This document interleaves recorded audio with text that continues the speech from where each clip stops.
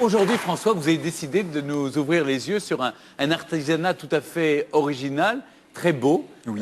peu connu. Oui. C'est nous parler du galucha. Le galucha. Le galucha, on va parler d'ébénisterie, Voilà, évidemment. c'est un travail d'ébéniste. Les ébénistes, c'est ceux qui font les meubles. Ils mettent souvent des revêtements sur les meubles un peu particuliers. Et ça, c'est un revêtement extrêmement luxueux. Extrêmement spécial. Alors, je suis allé voir un ébéniste qui est spécialisé dans le galucha. Le galucha, c'est quelque chose qui a un petit peu disparu, qui a été redécouvert dernièrement, justement par cet ébéniste-là.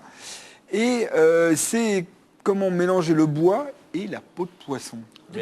Galucha, Oui, c'est que de la raie, mais c'est que de la raie ou Ce que je vous propose, c'est que vous regardiez peau de poisson. regardez et vous comprendrez. Alors, on va regarder et on en parle ensuite.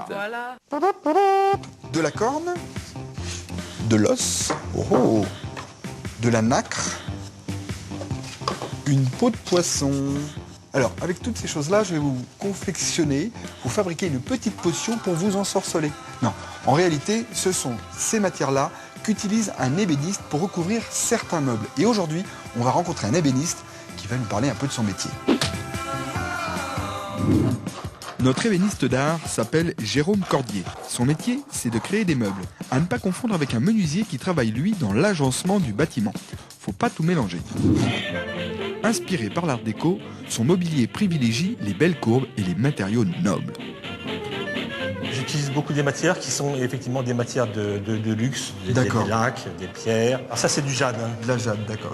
On dit du jade? Ah oui. Je sais pas, du ou de là? Je sais pas. Enfin, en tout cas, c'est très beau. Et les matériaux sont parfois même assez insolites. C'est une structure bois qui est entièrement recouverte de carbone. Et vous avez même, ici en haut, vous avez même une météorite. Une véritable météorite. Une véritable météorite? Oui. Incroyable. Après la console sertie de météorites et ses tables basses décorées de feuilles d'or, voilà le clou du spectacle. Et par exemple, là, cette table-là, ça, c'est du... Galucha. Galucha, c'est extraordinaire le galucha. Alors moi, j'adore. Ouais. C'est extraordinaire. Alors, c'est un peu votre spécialité quand même. Oui, c'est ma spécialité. C'est ça. Et alors, qu'est-ce que c'est le galucha exactement? Alors, le galucha, c'est une peau de raie, en fait. C'est du poisson. C'est une peau de poisson, voilà, tout simplement. Aujourd'hui, je vais apprendre l'art de ce matériau de luxe qui revient très à la mode. C'est comme ça que vous la recevez, en fait. Voilà, exactement. Donc c'est dur. Ouais. C'est des mailles et de la dentine. C'est comme des dents. Ah, d'accord. Ça a été surtout utilisé par les Japonais. D'accord, au départ. Qui en faisaient d'ailleurs des placerons d'armure. Ah oui. Tellement c'est dur et en même temps léger. Ah, ça résiste bien, oui. Et le galucha, c'est tout un savoir-faire, vous allez voir. Et alors, qu'est-ce qu'ils font là? Ils sont en train d'encoller les peaux. D'encoller les peaux. Ils vont les doubler avec un tissu. D'accord. Voilà, ce qui va permettre de les stabiliser. D'accord. Deuxième étape, aplatir les peaux de poisson, mais attention en les protégeant bien. Un peu de beurre, une feuille de salade, un vrai sandwich, quoi. Et après, on les met sous presse. Voilà. Je peux jouer? C'est pour rien, celui-là. Allez, Faut mettre pas mettre serrer. la patate. Hein. Faut vraiment serrer Mettre la très fort. patate. Ah oui, Ah, d'accord. mettre la patate. Ah ouais. Après une nuit entière sous pression, les peaux sont toutes plates, prêtes à être sciées.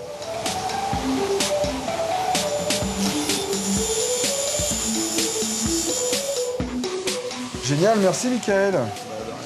Ça se fait un peu comme chez le dentiste. Oui. Hein, c'est ça, il y a une espèce d'odeur un peu... Voilà, exactement. Comme si on était en train de se faire mettre de la roulette parce que c'est la même matière un peu. Voilà, Hein. exactement. Alors, une fois qu'on a ça, Jérôme, qu'est-ce qu'on fait avec ça? Et ben une fois qu'on a ça, donc on va monter les frisages, ce qu'on appelle les frisages, D'accord. c'est-à-dire qu'on va les mettre les uns à côté des autres. C'est ce qu'il y a derrière là-bas? C'est ce qu'il y a derrière. Et c'est ce frisage-là qu'on va donc ensuite coller directement sur le meuble. Comme si on avait une grande peau de raie qui nous permet vraiment de l'appliquer sur le meuble entier. En fait.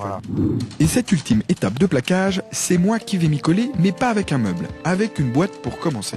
On va la recouvrir avec cette peau-là, alors. Mais oui. c'est pas du tout ce qu'on a découpé en bas, là. C'est pas du tout la même chose. Alors, ça, en fait, c'est du galucha tanné. C'est tout souple. Voilà, c'est tout souple. Et c'est surtout beaucoup plus facile à travailler. Il est gentil, ce Jérôme. Ça se découpe facilement ou pas? Alors, il faut y aller en plusieurs fois. D'accord. Voilà. Ah, je sens que ça grince un peu, là. Hein. Alors au début c'est facile à couper, les premières fois où on passe, puis après on sent quand même qu'on est en train de découper un petit peu de l'émail, quoi. Oui, c'est dur. Hein. C'est marrant, c'est un petit peu dur, ça vient pas tout seul. Hein. Faut dire votre cutter il est bien, hein. Il coupe bien celui-là. Ça va être pas mal, non? Ouais, ça me paraît pas mal. Ah, c'est pour moi ça. Ah oui. Jusqu'au bout. Jusqu'au bout, c'est moi qui aurais tout fait.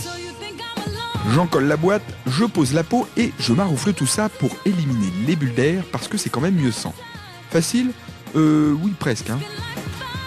Donc on n'a pas tellement suivi le travail, hein, c'est pas grave.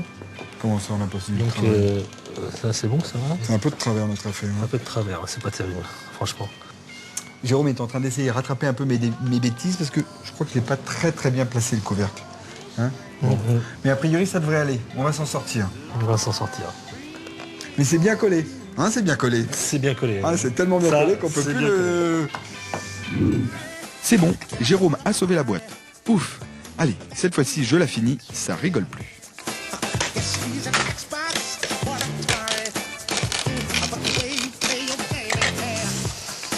Alors, Jérôme, qu'est-ce que vous pensez de mon travail?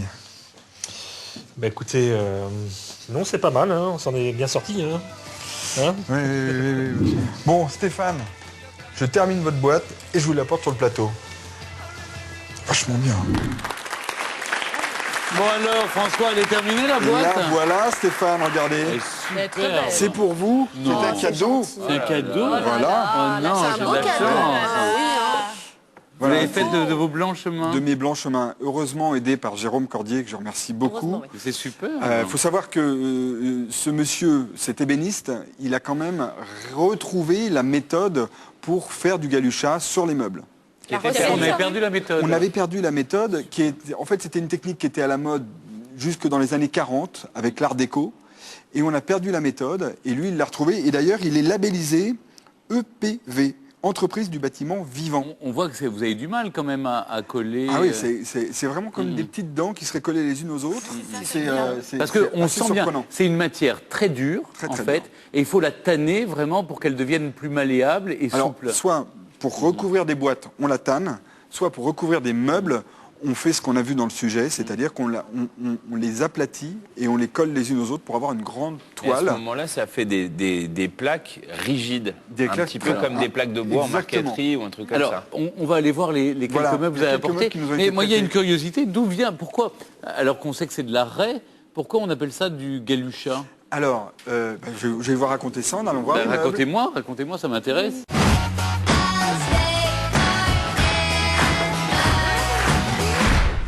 Alors là, en termes de galuchat, il n'y a qu'un seul meuble qui est en galuchat ici. Oui. C'est ce bureau. Et le Alors d'où ça galuchat, vient ce mot? Alors, ça s'écrit avec un L, le Oui. galuchat, mais la personne d'où vient le nom, c'est Jean-Claude Galuchat. Lui, ça s'écrivait avec deux L. C'est un être, C'est un monsieur, nom propre. un Français. J'ignorais. Monsieur Jean-Claude Galuchat, français, messieurs, dames, qui en fait a importé le galuchat au 18e, sous Louis XV.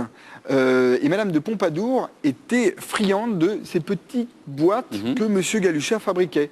Et elle en achetait presque une fois par semaine. Elle achetait du Galuchat. Et à force de dire on achète des boîtes de Monsieur Galuchat, c'est On devenu achète le du nom Galuchat, commun. On le achète du Galuchat. Alors, c'est vrai que ça existe depuis très longtemps, c'est répandu quand même, et pourtant Alors- ça reste un produit de luxe. Alors- Pourquoi alors que la raie, on peut en manger très souvent de la Alors, raie? en fait, c'est des raies qui viennent notamment de la mer de Chine et Ah oui, des c'est mers pas des raies, un peu exotiques. C'est une raie très spéciale, très particulière. On ne peut pas faire ça avec n'importe quelle raie. C'est ce qu'on appelle le chien de mer. Et souvent, on parlait, par exemple, vous connaissez cette chanson d'Aristide Bruand, Nini Pot de chien? Oui. Eh ben, Nini Pot de chien, cette chanson vient du Galuchat, en fait. Parce qu'il y avait rue Nini Saint-Antoine, pot de chien l'aime de des mer. artisans. Ah ouais, je pensais que c'était un chien. Non, Et non, on c'est l'aime Nini Pot de bien, chien, ça Nini vient pot du de chien, Galuchat. Je pensais que Bastille. pot de chien, comme on dit pot de vache. Non, c'était Mais la plutôt vache, c'est la vache de mer. chien de mer, en fait. D'accord. Et à l'origine, ça a été rapporté par les Hollandais pendant leur voyage, et notamment Dürer, le graveur Dürer, dès 1500 et quelques, a commencé à parler de ces boîtes recouvertes de peau de chien de mer, poisson. de peau de De poisson, poisson. donc en galucha. Mais la vraie origine, c'est quand même le Japon. C'est Japon. vraiment Alors, le, c'est très le demandé 8e aujourd'hui. siècle. C'est- C'est c'est- très à la mode aujourd'hui. Ça revient à la énormément. mode, on en voit beaucoup dans les énormément. boutiques de luxe. Mais vous savez, parce qu'en réalité, François, moi j'ai observé simplement que la mode des meubles japonais, par exemple, Oui. cette tendance zen, il y a de plus en plus de meubles japonais, et c'est vrai que beaucoup de meubles japonais sont en galucha. Exactement, parce que les Japonais l'utilisaient au départ pour gainer, enfin, c'était des gainiers, comme Monsieur Galusha qui était un gainier, pas du tout un ébéniste au départ, pour recouvrir des petites boîtes, d'abord de petites boîtes de médicaments, de pilules, et puis ensuite des fourreaux de sabre, parce que en plus d'être très résistant, c'est antidérapant, ça tient vraiment à la main, et puis en plus de faire des plastrons, des cuirasses, des C'est ça, malles. Et après, incroyable, les bien meubles. sûr. Et Galusha a d'abord commencé par gainer des petites boîtes. Alors ça reste un produit de luxe, hein, c'est toujours très cher, des meubles gainés en Galusha. Les uns les autres, est-ce que vous connaissiez Pas du le tout. Galusha? Pas du tout. Et je trouve ça sublime. Oui. C'est vrai? Oui. C'est Ah oui, c'est incroyable. Merci François, Oui, merci. parce que vous nous avez fait découvrir à la fois un métier, un art incroyable, et ce Une belle Galusha. matière. Voilà, pour ceux qui ne connaissaient pas le Galusha, François nous a tout expliqué. Merci François.